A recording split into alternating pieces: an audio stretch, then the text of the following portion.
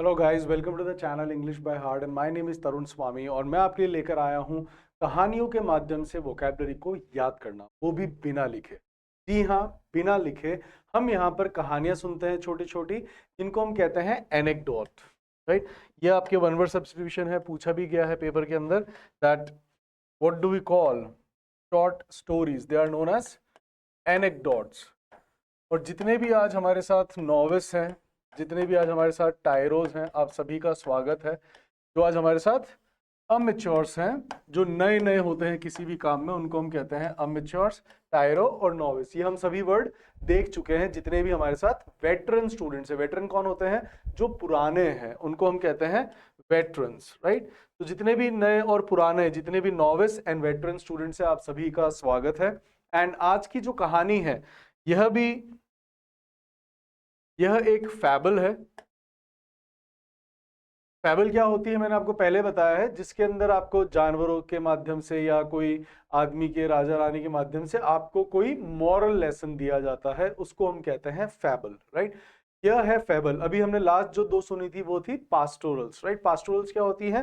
जो ग्रामीण परिवेश या फिर किसान या गांव के परिवेश पे जो होती है, उनको हम कहते हैं पास्टोरल। फाइन। तो आज की जो एनेक्डोट है वह एक फैबल है, और आज की जो हमारी कहानी है उसका जो प्रोटैगनिस्ट है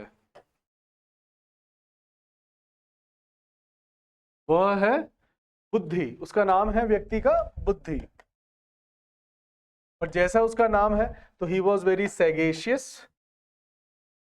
था। तो वो उसका जो प्रोफेशन था, ही वॉज अ पॉटर।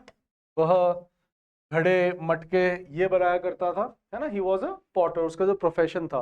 तो जो कुम्हार होते हैं उसको हम क्या कहते हैं? पॉटर। मैंने आपको बताया था जो नगीनों का काम करते हैं उनको हम क्या कहते हैं? लेपिडरी।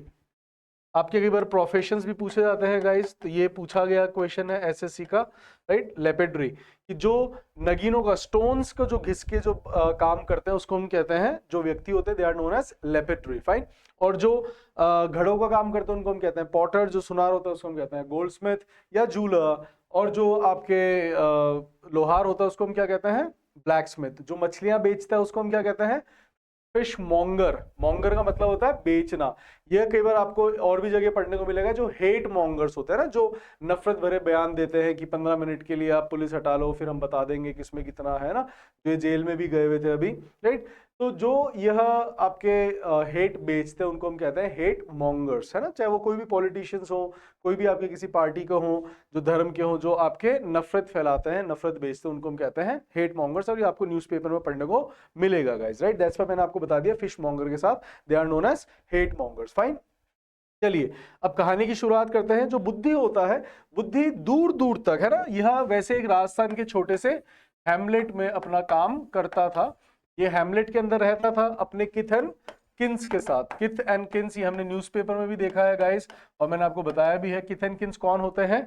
जो वेटरन है, आई होप अब आप अपने अंदर इन वर्ड्स को रिवाइज कर पा रहे होंगे। और जो नॉविस है, जो नियोफाइट से बता दूं, किथ होता है आपका फ्रेंड और किन होते हैं आपके रिश्तेदार। ये हमने न्यूज़पेपर वाली जो सीरीज चल रही है गाइस, जो शाम को डेली 7 बजे आती है, कृपया करके आप उसको भी देखिए। वहां पर आपको वोकैब भी मिलती है, प्लस आपको पढ़कर कैसे समझा जाए वो भी मैं बताता हूं। और यहाँ पर हम कहानियों के माध्यम से वोकैब सुनते हैं, तो वहां पर न्यूज़पेपर वाली और ये कहानियों की अगर आप देखेंगे तो हमारे वर्ड्स बहुत मिलते हैं। वहां पर आपको कुछ नए वर्ड्स भी मिलेंगे, यहाँ भी कुछ नए वर्ड्स मिलेंगे। तो होगा क्या, धीरे धीरे धीरे धीरे आपका वोकैब बिल्टअप हो जाएगा। तो गाइस, एक आपको रेगुलर रहना है, डोंट बी स्पोराडिक।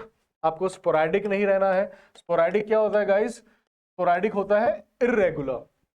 तो don't be irregular, don't be sporadic, always be regular. आप रेगुलर देखें, पूरा देखें। इससे होगा क्या कि you will be benefited a lot. और आप देखेंगे कि 10 दिन में you will have. And thanks a lot to the students जिन्होंने मेरे को व्हाट यू कॉल एक्लेमेशन करा है, जिन्होंने मेरी ओवेशन करी है, जिन्होंने मुझे अपलॉड करा है, तारीफ करी है। ये वर्ड्स में मैं लिख देता हूं, एक्लेमेशन, ओवेशन, अपलॉड। राइट। तारीफ जिन्होंने भी करी है, आप सभी के लिए धन्यवाद। जिन्होंने भी बताया कि सर ये बहुत ही डिफरेंट तरीका है, आपको पसंद आया है ना, so I am grateful to you all and thanks a lot that you people like that. And I am also trying to better myself, कि मैं कैसे अपने आप को और बेहतर कर सकता हूँ। फाइन। तो अब ये जो कहानी है, जो हमारा प्रोटैगनिस्ट है आज की कहानी का, वो है बुद्धि। प्रोटैगनिस्ट कौन होता है गाइस? जो हमारे किसी भी कहानी का जो मुख्य किरदार होता है उसको हम कहते हैं प्रोटैगनिस्ट।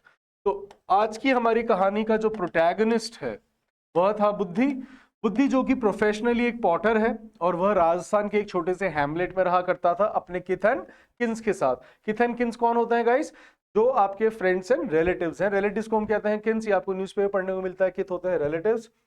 अब होता क्या है कि उसका काम है मटके बनाने का, तो वो बहुत ही सुंदर सुंदर ब्यूटीफुली उनको बहुत ही उनके ऊपर अच्छी नक्काशी करता था। एंड एक जो घड़ा है वह अपने लिए भी उसने 2 घड़े बना रखे थे ना, जिनके ऊपर वह दूर, क्योंकि आपको पता है राजस्थान के अंदर हमेशा पानी की क्या रहती है, डर्थ रहती है। मैंने आपको इसको एक और आगे कहानी के अंदर मैंने आपको बताया था, फर्स्ट से सेकंड कहानी के अंदर, दैट इज पॉसिटी। तो paucity and dearth they both are very good word. इसका एक और सिनोनिम बताता हूँ guys, that is meagre. Meagre is also a very good word, जिसका मतलब ही होता है किसी चीज की कमी होना। तो वैसे आपको स्कैरसिटी पता है, स्कैंटी भी होता है ना, but I am not here to show off my knowledge, right? As I told you, I am not a pedant. Pedant कौन होता है गाइस? जो अपने ज्ञान का दिखावा करता है। ये मैं आपको बार बार वर्ड बता रहा हूं क्योंकि यह जो पैसेजेस बेस्ड जिनका पेपर होता है, जैसे क्लैट, कैट या और भी बहुत सारे पेपर्स हैं, ये वन वर्ड सब्स्टिट्यूशन में भी आ सकता है। प्लस ये टोन का भी होता है ना, कि what is the tone of the passage. दो पिडेंटिक नहीं होती है, बट ये आपके ऑप्शन में बहुत बार आया हुआ है गाइस, तो आपको ऑप्शन के मीनिंग भी पता होने चाहिए। तो अब होता क्या है कि आपको पता है कि राजस्थान में there is always a dearth of rain, paucity of water, and there is always meagre water, right? तो जो हमारा प्रोटैगनिस्ट था बुद्धि, वह भी क्या करता था कि वह भी पानी फेच करने के लिए, क्योंकि पॉटर है तो उसको काफी पानी लग जाता था, तो वह पानी फेच करने के लिए वह एक दूर एक कुआं था तो वहां तक जाया करता था। उस काम के लिए उसने क्या करा कि 2 छोटे छोटे मटके बना, है ना। अब मटकों को हम क्या कहते हैं गाइस? गॉबलेट। यह एक आपके हैरी पॉटर की मूवी का भी, एक सीरीज का भी नाम है, fire of goblet, right?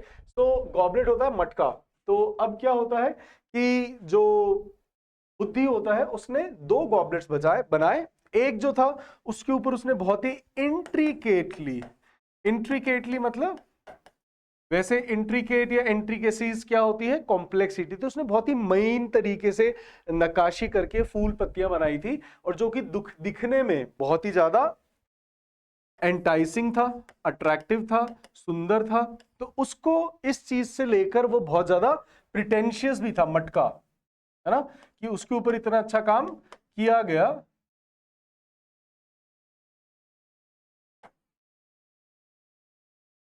Pretentious, fine. तो he was pretentious as well about his beauty, है ना। एंड जितना उसके अंदर परफेक्शन था, है ना, क्योंकि जो इंट्रिकेटली का मतलब ही होता है बहुत ही महीन तरीके से, बहुत ही अच्छे तरीके से, है ना। तो उसके ऊपर जो इतना व्हाट यू कॉल इंट्रिकेटली काम किया गया था, है ना, तो उसको लेकर he was very much pretentious about it, है ना। और जो दूसरा मटका था, उस मटके के अंदर क्या था कि एक छोटा सा क्रैनी था। क्रैनी आपने अभी कल शाम को 7 बजे वाला जो न्यूज़पेपर था जिसके अंदर हमने पढ़ा था, जो आर्टिकल है ना कॉकरोच वाला, कॉकरोच सीजेपी वाला, तो उसके अंदर ये वर्ड आया भी था क्रैनी, अगर आपको याद हो। तो उसके अंदर क्या, एक छोटा सा क्रैनी था। क्रैनी था मतलब उसके अंदर छोटा सा दरार था, क्रैक था, है ना। अब इस चीज को लेकर वह उसको बहुत ज्यादा, उसका स्कॉफ उड़ाता था, उसका मॉक उड़ाता था, उसका जिब उड़ाता था, उसका जीर उड़ाता था, और उसके ऊपर स्कॉर्न करता था, मतलब मजाक। और इन सभी के साथ क्या लगता है guys? At, jeer at, jib at, mock at, scoff at, right? The all followed by at. It's a fixed preposition with them. Fine. So he used to scoff at that, जो जिसके अंदर एक यह कमी रह गई थी, उसके अंदर एक जो छोटी सी ग्लिच थी, है ना। ग्लिच क्या होता है? ग्लिच होता है लैक्यूना।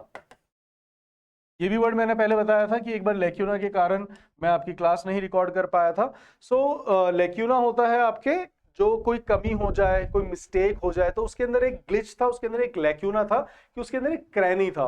तो यह जो दूसरा वाला है ना, जो बहुत सुंदर मटका था, जो बहुत ज्यादा एंटाइसिंग था, जो बहुत ज्यादा जिसके ऊपर इंट्रिकेटली काम किया गया था, है ना, तो वह इस चीज को लेकर बहुत ज्यादा प्रिटेंशियस था। प्रिटेंशियस क्या होता है?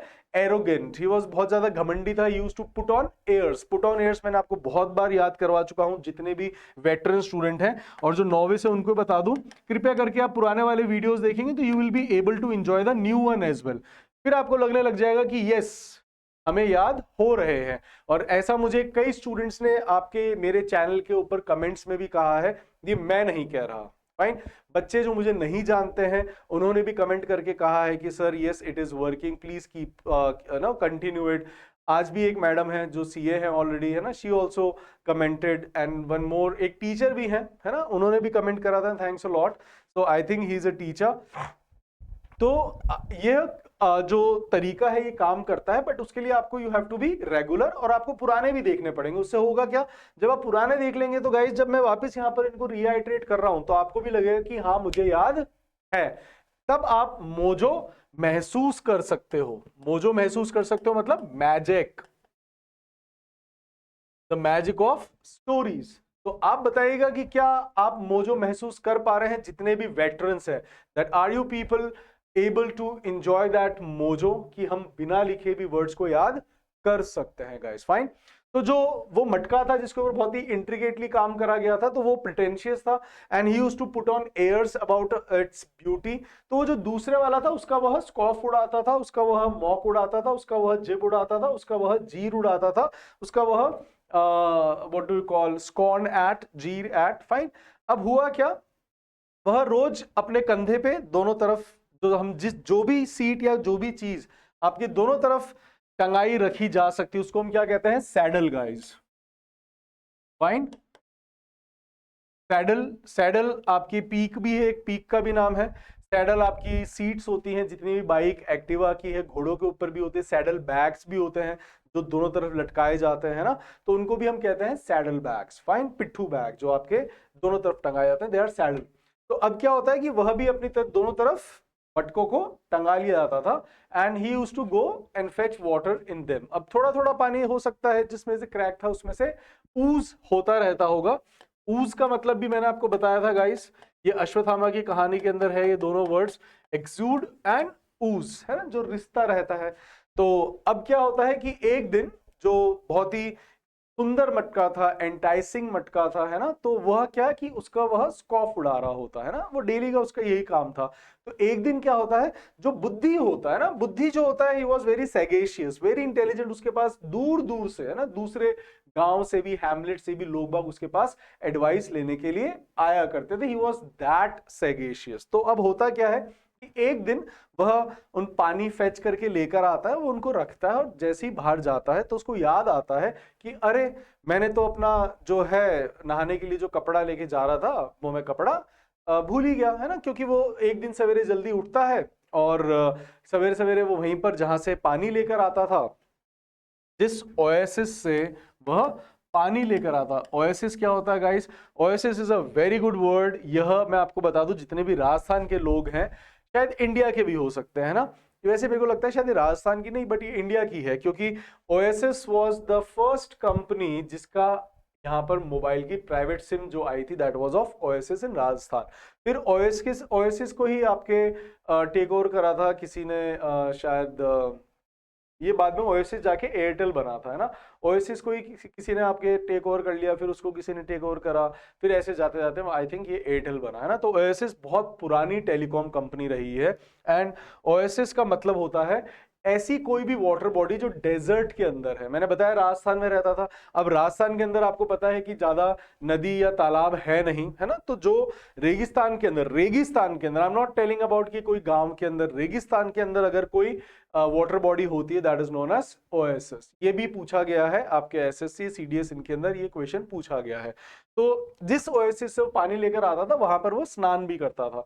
तो उस दिन हुआ क्या था कि वह अपने जो कपड़े ले जाना भूल गया था, तौलिया वगैरह, तो वह सोचता है कि पानी अब फेच करके वापस छोड़ूंगा तो फिर मैं ले जाऊंगा। तो अब क्या होता है कि जब वो वापस अपने तौलिए के लिए मुड़ता है, तभी वहां पर वह सुनता है कि दोनों बात कर रहे हैं ना। कौन? वो दोनों मटके बात कर रहे हैं। अब वो दोनों मटके बात कर रहे हैं तो वो वहीं पर ही गेट पे खड़ा हो जाता है और सरप्टिशियसली वह उनकी बातें सुन लेता है। सरप्टिशियसली मतलब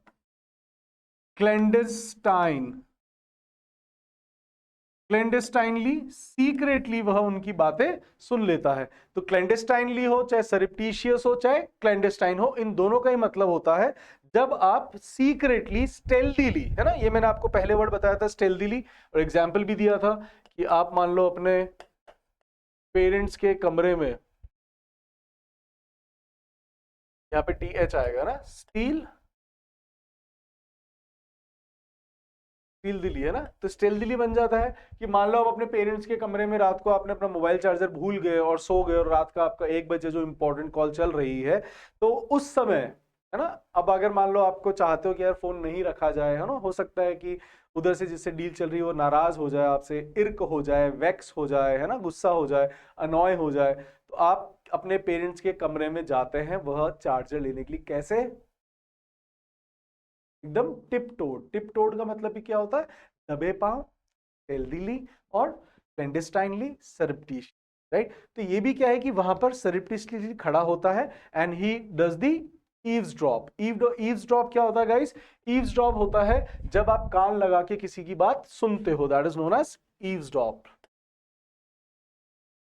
ईव्सड्रॉप, फाइन। तो वह यस, अब उनकी बात सुनता है। अब जैसे ही वो उनकी बात सुनता है तो देखता है कि वह जो सुंदर वाला मटका है, जो एंटाइसिंग मटका है, वह उसका क्या कर रहा होता है? तीर उड़ा रहा होता है, उसका मॉक उड़ा रहा होता है। तब यह सुन लेता है, बोले कि ठीक है, अब इसको एक लेसन सिखाया जाए, है ना, कि इसको वो चुपचाप सुन लेता है, रिएक्ट नहीं करता, है ना।